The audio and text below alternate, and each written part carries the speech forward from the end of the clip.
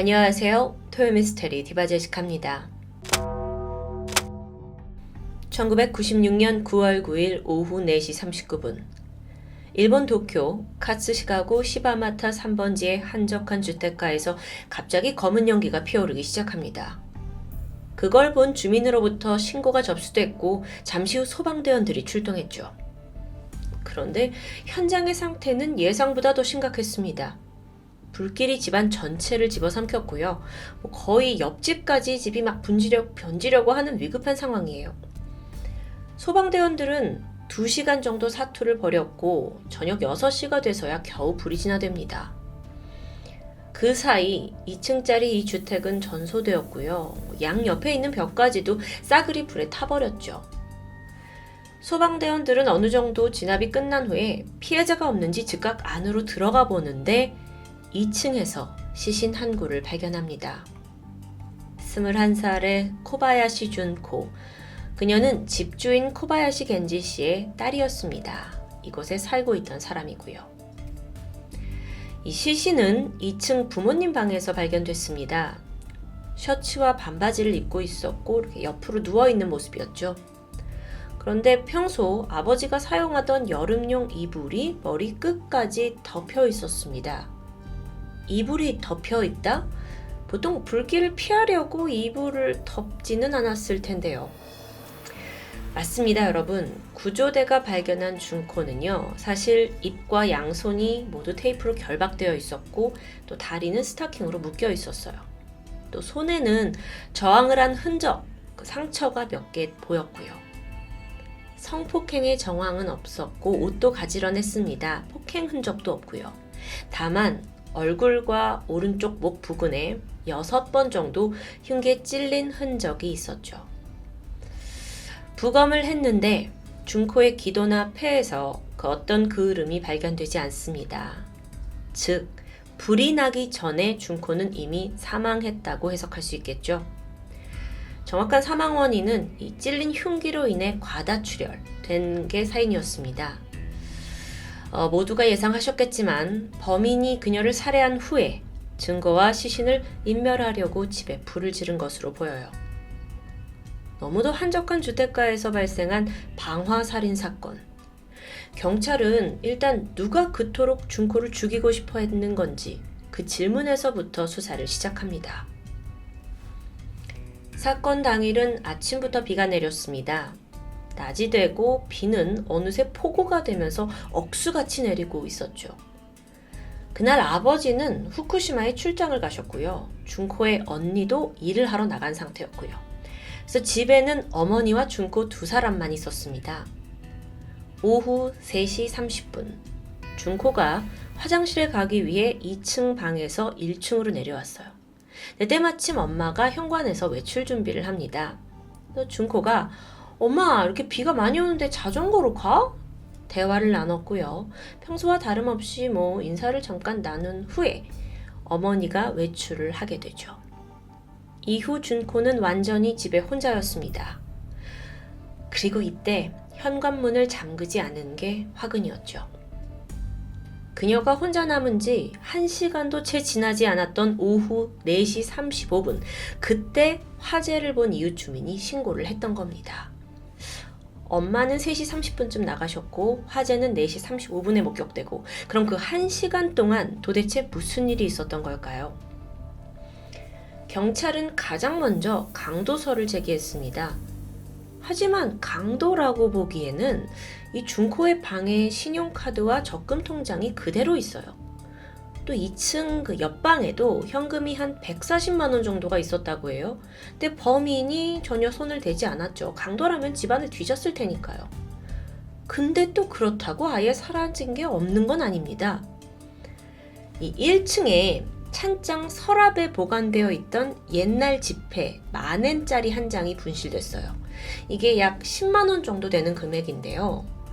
범인이 정말 단순한 강도였다면 눈앞에 보이는 현물들은 왜 전혀 건드지 않았을까요? 그리고 어떻게 그 찬장 안에 지폐가 있다는 걸 알고 굳이 그것만 가져간 걸까요? 이상한 점은 또 있습니다. 준코의 아버지가 평소 집에서 실내용 슬리퍼를 즐겨 신으셨다고 해요. 근데 하필 그 슬리퍼가 준코가 쓰러져 있던 그 방 앞에 가지런히 놓여 있습니다. 원래라면 아버지가 출장을 가셨으니까 이게 현관에 있어야 해요. 근데 왜 2층 그 문제의 방 앞에 있었을까요? 이 실내와 위치를 통해서 추적을 하던 중에 혹시 범인이 강제로 집안에 들어온 게 아니라 준코가 손님으로 원래부터 초대한 사람이 아니냐라는 가능성이 제기됩니다. 손님이 오니까 아버지 실내화를 내주었고 준코를 죽이기 전까지 그 범인이 신고 있었을 거다라는 추측이죠. 근데 이게 신고 방 안에 들어가는 것도 아니고 방 밖에다가 가지런히 놔둔 것도 좀 이상했죠. 한편 사망한 코바야시 준코는 어떤 사람이었을까요? 그녀는 일본 명문대 조치대학의 영어학과를 다니던 대학생이었습니다. 특이점이 있다면 사건이 벌어지고 사실 이틀 후에 그녀가 미국 시애틀로 유학을 떠날 예정이었어요. 어라? 그렇다면 혹시 범인이 일부러 그녀가 떠나기 전의 시점을 노린 건 아닐까요? 근데요, 평소에 준코는 평판이 아주 좋은 사람입니다. 대인관계에서도 원한을 살 만한 정황이 없고 착한 소녀예요. 고등학교 시절부터 인기가 많고 친구도 많았고 그러니까 원한 범죄로 보기가 매우 힘들었죠. 자, 그렇다면 가장 유력한 가설은 준코가 스토커에 의해서 살해당했다는 추측입니다. 심지어 그럴 만한 근거도 있었죠. 사건 발생 열흘 전에 준코가 이제 미국에 가니까 송별회를 하게 됐는데 송별회를 끝나고 집으로 귀가하던 중에 웬 수상한 남자가 뒤에서 따라오는 일이 있었습니다. 그때가 시간이 자정쯤 아주 야심한 때였죠. 준코가 그걸 눈치챘고 결국 겁에 질려서 집으로 못 가고 다시 역으로 되돌아왔을 정도예요. 너무도 두려움에 떨었기 때문에 잊지 못할 날이었죠. 그럼 혹시 그 의문의 남성이 결국에 준코 집을 알아내서 침입한 건 아닐까요? 이건 다 추측에 불과합니다. 경찰은 수사에 난항을 겪었어요. 그리고 여기까지의 조사 상황을 일단 정리해서 발표하면서 뭐라고 하냐면 그 당시엔 정말 최초로 스토커라는 용어를 사용하게 되죠. 90년대 후반만 하더라도 일본에서도 아주 생소한 단어였습니다. 불행 중 다행인 건 현장에 이 전소가 많은 게 됐지만 범인을 특정할 만한 그래도 흔적이 몇 개 있었다는 거예요. 우선 그 준코를 덮고 있던 이불, 그 이불에서 준코의 것이 아닌 타인의 혈흔이 발견됩니다. 뿐만 아니라 현관에 성냥갑이 떨어져 있었는데 이 성냥갑이 가족들에 따르면 원래 이 1층에 있는 게 아니라 2층에 있던 물건이라고 해요. 근데 이 성냥갑에서도 어떤 DNA가 나오게 됐고 이게 이불과 동일하다는 게 밝혀집니다. 그 당시에 이 증거로만 밝혀낸 것은 범인이 혈액형 A라는 거죠. 참고로 가족 중에 A형은 없었습니다. 또한 이 스타킹으로 다리가 묶여 있다고 했는데 그 매듭 방식이 굉장히 특이했습니다. 매듭이 일본의 전통 의복 기모노에 사용되는 카라게 매듭이라고 해요. 특수한 방식이죠. 근데 이게 이제 기모노와의 연관성이 아니라 현대에 와서는 조경, 토목업, 폐지를 회수하는 작업에 주로 사용된다고 해요. 그러면 관련자가 이런 직업과 뭔가 연관이 됐을 가능성이 높아지죠. 경찰이 주목한 또 다른 증거품이 있습니다. 바로 준코 입에 붙어 있던 접착 테이프인데요. 처음에는 경찰들이 이게 얼마 전에 이제 유학을 간다고 짐을 싸서 미리 보냈는데 그때 사용한 테이프인 줄 알았죠. 하지만 먼저 미국에 보냈던 그 짐과 대조를 해보니까 테이프가 다른 겁니다. 그러면 이건 범인이 가져왔다고 볼 수 있겠죠? 근데 문제는 뭐냐면 이게 또 브랜드가 특이한 게 아니었어요. 아주 흔하디 흔한 테이프였기 때문에 출처를 가지고 용의자를 가려낼 수는 없었고요. 그런데 이 접착 테이프에서는 또 다른 특이점이 남아 있었습니다. 테이프에 털이 붙어 있는 거예요. 그것도 3개 각각 다른 종류의 개털입니다. 준코의 가족들은 개를 키우지 않았거든요. 과거에 큰 적도 없고요. 그럼에도 불구하고 개털 3개가 여기 안에서 발견됐다? 자, 이걸 통해서 뭘 우리가 추정할 수 있냐면 범인이 평소에 다양한 종류의 개들과 가깝게 접촉하는 환경에 있다는 것을 의미합니다. 전반적으로 그가 이 테이프를 직접 들고 평소에 쓰던 테이프를 들고 준코의 집에 침입했다라는 점에서 사전에 철저히 계획된 범죄라고도 볼 수 있겠죠. 그럼 어쩌면 어머니가 나가는 그 시간을 노린 걸 겁니다. 자, 이렇게 증거를 가지고 여러 가지 단서들이 하나씩 풀어나가지는 듯 했어요. 근데 또 모순적이게도 현장을 좀 더 자세히 보면 당최 이해할 수 없는 부분들도 존재합니다. 사건 당일, 준코의 어머니는 분명 현관문을 잠그지 않고 집을 나갔다고 기억합니다.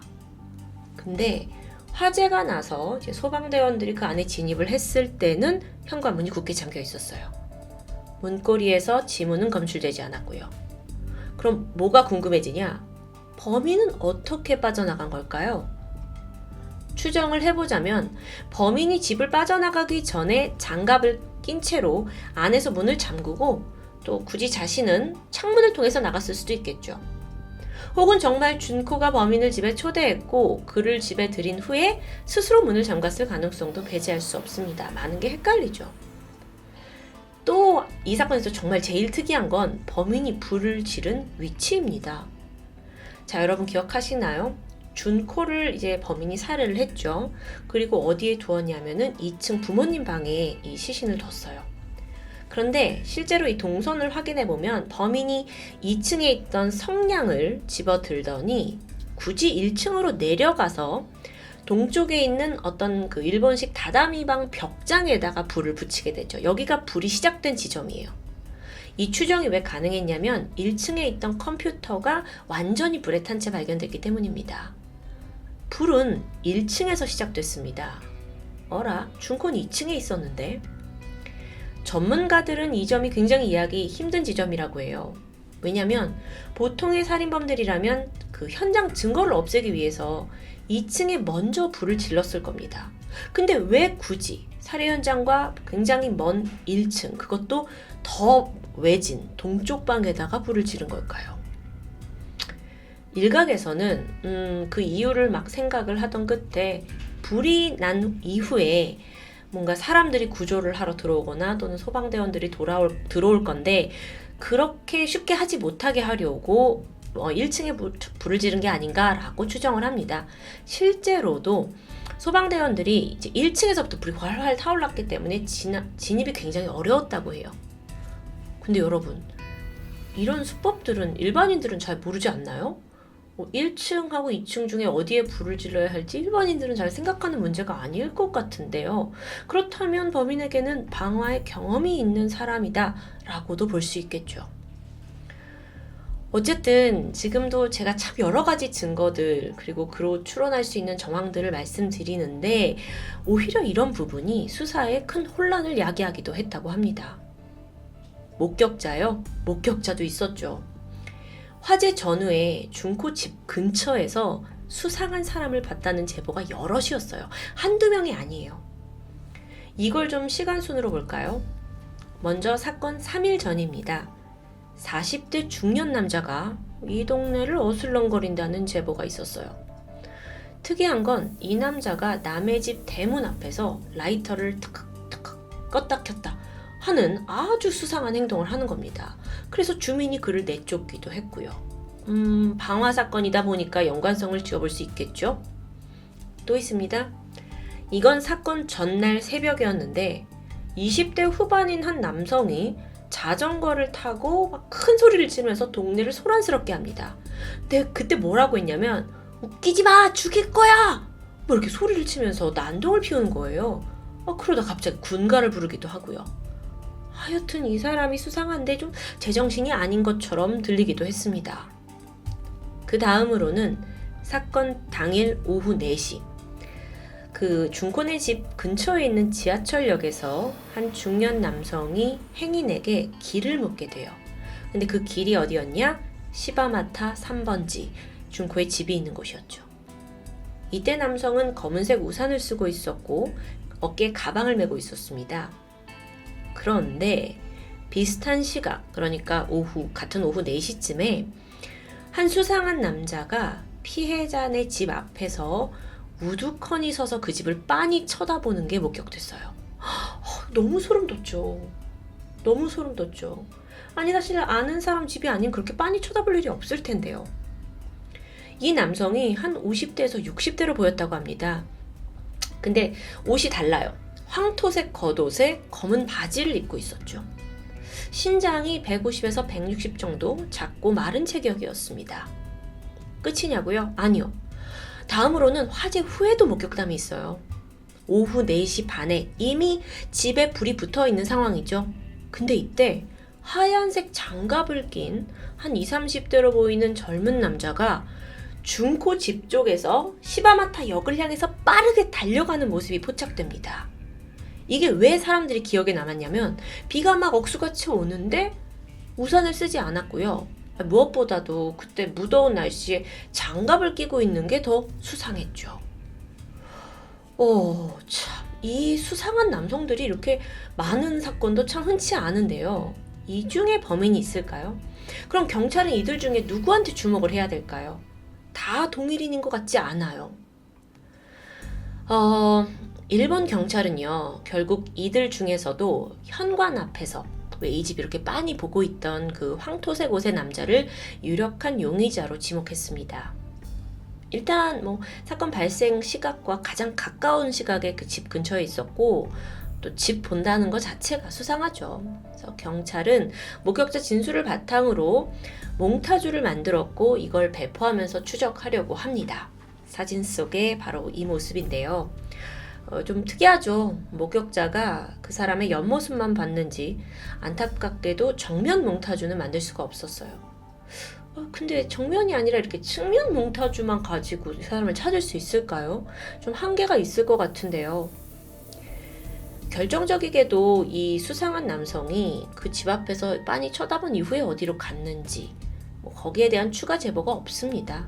몽타주가 배포된 후에도 없었고요. 사실상 이 남자가 범인이라고 단정 지을 수도 없는 상황이고요. 답답하죠. 참 이 사건 현장 곳곳에 증거도 많고 목격자도 많아요. 심지어 DNA도 발견됐어요. 그래서 경찰이 그 당시에는 좀 해결할 수 있을 것 같다 라면서 시간 문제라고 생각했고요. 하지만 결론적으로 이 사건은 미제로 남게 됩니다. 사건의 공소시효가 끝나는 2011년이 되도록 범인이 거의 제대로 특정되지도 않았다고 해요. 그나마 극적으로 만기 1년 전인 2010년에 일본에서도 살인사건 공소시효가 폐지되었고요. 그러면서 지금까지 경찰의 이후수사 파일에 남아있게 되는데요.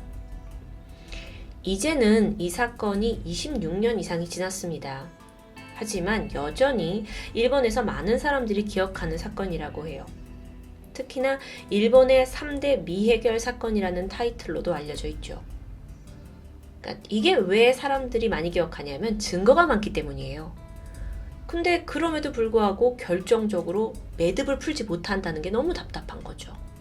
그리고 더 사실 답답한 건 그래서 왜 죽였냐는 거예요. 정확한 살해 동기를 여전히 알 수 없습니다. 금품 가져가지 않았어요. 준코를 성폭행하지도 않았어요. 정말 이 범인은 남의 집에 그냥 랜덤으로 고른 이 남의 집에 어떤 여성의 스토킹 범죄를 일으키려고 간 걸까요? 아니면 그냥 누구라도 좋으니 무작정 살인을 저지르자라는 사이코패스 가능성이 있죠. 하지만 풀리지 않는 문제가 됐고 26년간 미궁에 빠져 있습니다. 코바야시 준코, 그녀는 생전 국제 기자가 되는 게 꿈이었다고 합니다. 전 세계를 돌아다니면서 생생한 현지 소식을 전하고 싶다는 포부가 있었죠. 그렇게 일찍이 유학을 결정해서 영어를 배우고 미국의 저널리스트가 되고 싶어 했죠. 그 꿈을 펼치기 불과 며칠 전 끔찍한 죽음을 맞이한 준코. 풀지 못한 일본의 3대 미제 사건은 여전히 미궁에 쌓여 있습니다. 지금까지 토요미스테리 디바제시카입니다.